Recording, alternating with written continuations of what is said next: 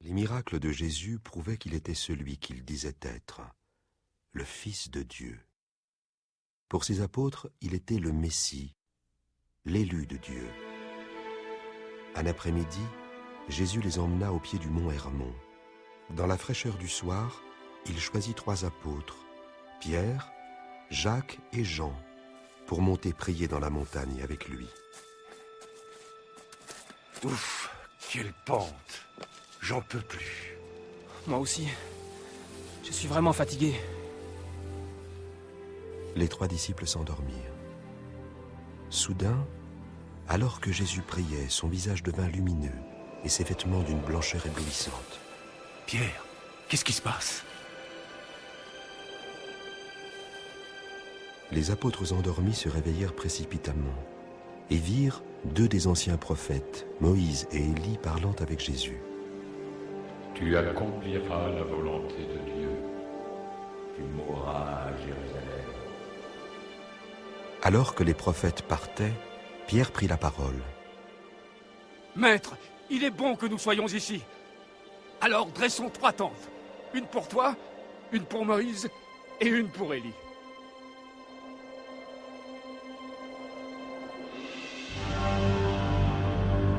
À cet instant, un grand nuage recouvrit la montagne.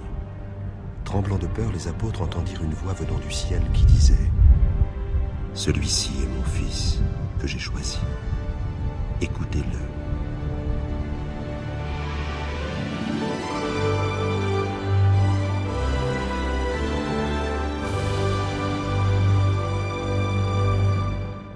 Après ces événements inhabituels, Jésus, accompagné de Pierre, Jacques et Jean, revint vers les autres disciples. Une foule s'était rassemblée autour d'un jeune homme habité par un esprit mauvais. Il vient! C'est lui! Regardez! Maître, je t'en prie, regarde mon fils. Aide-le, je t'en prie, c'est mon unique enfant. J'ai prié tes disciples de chasser l'esprit qui est en lui, mais ils n'ont rien pu faire. Génération incrédule et pervertie.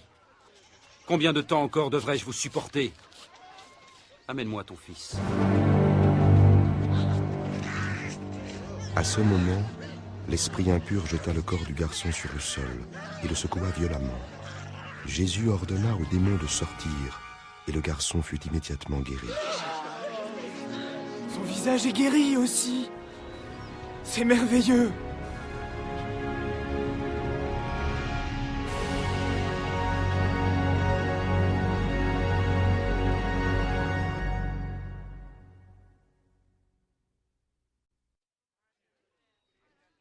Jésus se retirait souvent pour prier. Un jour, ses disciples lui présentèrent une requête importante. Apprends-nous à prier, comme Jean l'a appris à ses disciples. Quand vous priez, dites « Notre Père qui es aux cieux, que ton nom soit sanctifié, que ton règne vienne, que ta volonté soit faite sur la terre comme au ciel. Donne-nous chaque jour notre pain quotidien. Pardonne-nous nos offenses, comme nous pardonnons aussi à ceux qui nous ont offensés. Protège-nous contre la tentation et délivre-nous du mal. » Allant de village en village avec ses disciples, Jésus s'arrêtait souvent pour leur enseigner d'autres choses importantes sur la prière. Demandez et vous recevrez. Cherchez et vous trouverez. Frappez et l'on ouvrira la porte. Car tout homme qui demande reçoit, celui qui cherche trouvera, et à celui qui frappe, on ouvrira la porte. Qu'est-ce que tu veux dire?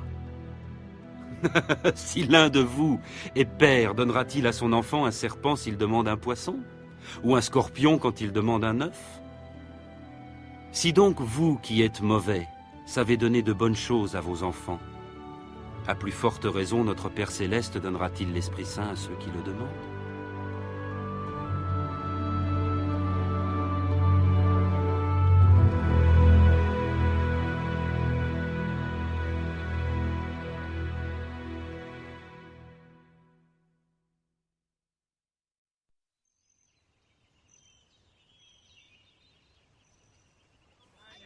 Un matin, Au moment où Jésus et ses disciples s'apprêtaient à partir, un notable courut après eux et s'agenouilla devant Jésus.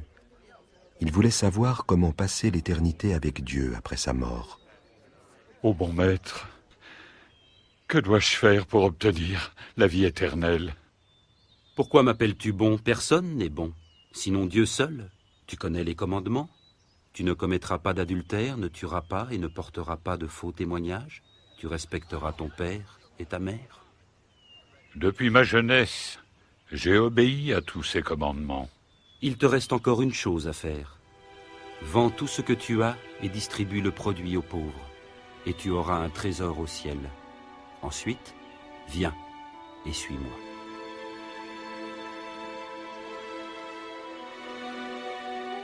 L'homme riche baissa la tête et repartit tristement. Jésus le regarda s'éloigner et dit à ses disciples: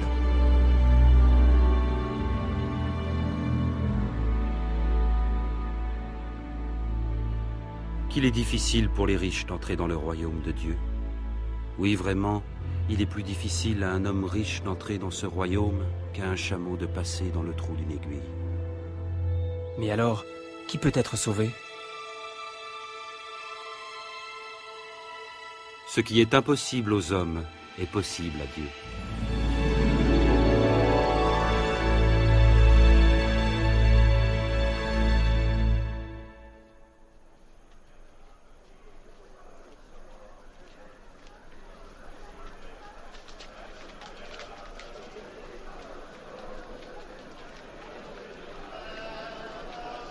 Pendant leur voyage, Jésus et ses disciples allaient souvent dans les synagogues, assister aux offices hebdomadaires le jour du sabbat.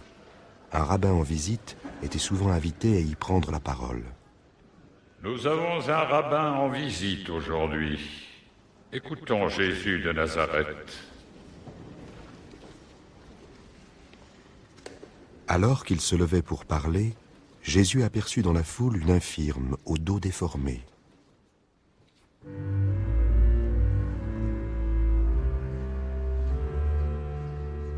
Jésus la fit venir près de lui. Il la toucha et dit: Femme, tu es délivrée de ton infirmité. Devant la foule attentive, la femme se redressa et commença à rendre gloire à Dieu. Regardez, elle est guérie. C'est un miracle. Oui, un miracle. Venez voir. Louons le Seigneur. 18 ans de misère. Merci, Maître. Tout le monde se réjouissait, sauf les chefs religieux. Le plus âgé se leva de sa place, l'air très contrarié. Il y a 6 jours pour le travail. Viens donc te faire guérir un de ces jours-là. Pas le jour du sabbat. Bande d'hypocrites! Chacun de vous détache bien son âne ou son bœuf de la mangeoire pour le mener à l'abreuvoir le jour du sabbat, n'est-ce pas? Alors cette descendante d'Abraham que Satan a tenue en son pouvoir pendant 18 ans, ne fallait-il pas la délivrer en ce jour?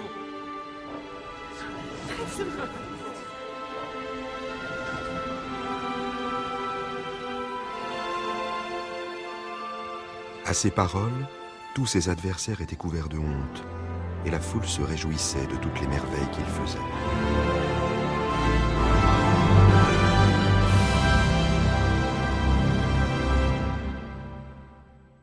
Un autre jour où il enseignait, Jésus révéla les mystères de Dieu à tous ceux qui voulaient écouter.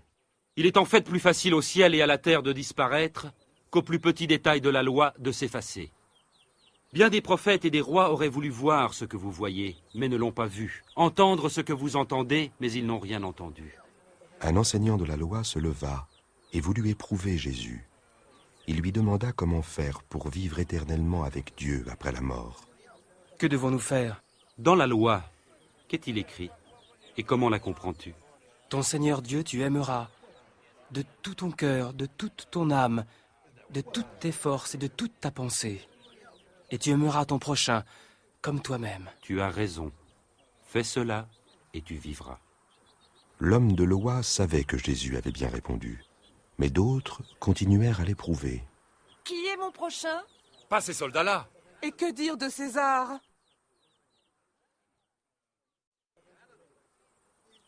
Sachant qu'en général, les gens n'aiment pas ceux qui sont différents, Jésus commença à leur raconter une histoire. Ceux qui l'écoutaient pouvaient facilement imaginer la scène. La route isolée et désertique, dangereuse pour les voyageurs imprévoyants, des bandes de voleurs souvent cachés dans les falaises proches. Un jour, un homme descendait de Jérusalem vers Jéricho. Des brigands l'attaquèrent. Il fut dépouillé, frappé et abandonné à moitié mort. Il se trouva qu'un prêtre passait sur cette route. Il vit l'homme, l'évita et passa de l'autre côté. De même, un serviteur du temple passa, vit l'homme, s'écarta et s'éloigna rapidement. Mais un étranger, méprisé, un Samaritain, voyageait par là et trouva l'homme. Quand il le vit, il éprouva une grande pitié. C'est impossible, impossible. Il s'approcha, banda ses plaies en y versant de l'huile et du vin, le chargea sur sa propre monture, le conduisit à une auberge et prit soin de lui. Le lendemain, il donna 2 pièces d'argent à l'aubergiste et lui dit « Prends soin de lui, et si tu dépenses quelque chose de plus, c'est moi qui te rembourserai quand je repasserai. »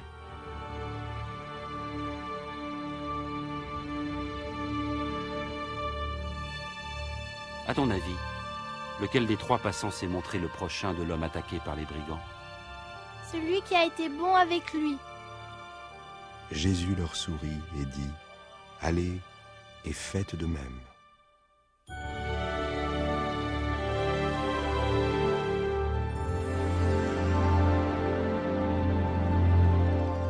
Jésus traversa la ville de Jéricho en allant à Jérusalem pour célébrer la Pâque. Une foule nombreuse et joyeuse se pressait autour de lui. Beaucoup lui demandaient comment obtenir le pardon de leurs péchés et entrer dans le royaume de Dieu. Jésus, montre-nous le chemin. Maître, sauve-moi! Un collecteur d'impôts, riche mais malhonnête, vivait à Jéricho. Il s'appelait Zachée. Il voulait rencontrer Jésus à tout prix. Comme il était petit, perdu dans la foule qui s'était massée dans les rues, il ne pouvait pas le voir. Alors il monta sur un arbre. Regardez, c'est le collecteur d'impôts. Jésus s'arrêta sous l'arbre et leva les yeux. Zachée, descends et fais vite, car je dois loger chez toi aujourd'hui. Chez moi? Qu'est-ce qu'il va faire chez lui? Comment Zachée connaît-il Jésus? Plein de joie, Zachée descendit et accueillit Jésus chez lui. Mais la foule était choquée. Les collecteurs d'impôts volaient leur propre peuple. Aucun autre dignitaire religieux n'aurait voulu être vu en compagnie de l'un d'eux. Ces représentants de l'oppresseur romain étaient vraiment haïs. La compassion que lui montra Jésus toucha profondément Zachée. Voilà, je donne la moitié de mes biens aux pauvres. Et puis si j'ai escroqué quelqu'un, je promets de rendre le quadruple. Je n'y crois pas, je rêve. Un collecteur d'impôts qui rembourse? C'est impossible. Le salut vient d'entrer dans cette maison, car cet homme lui aussi est un descendant d'Abraham. Le Fils de l'homme est venu chercher et sauver ce qui était perdu.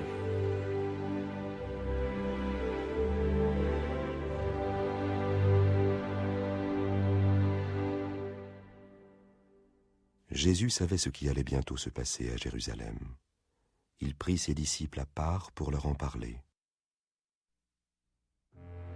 Voici, nous montons à Jérusalem.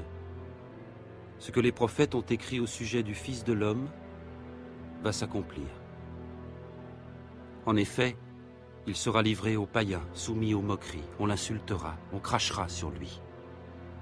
Il sera fouetté et mis à mort. Puis, le 3e jour, il ressuscitera.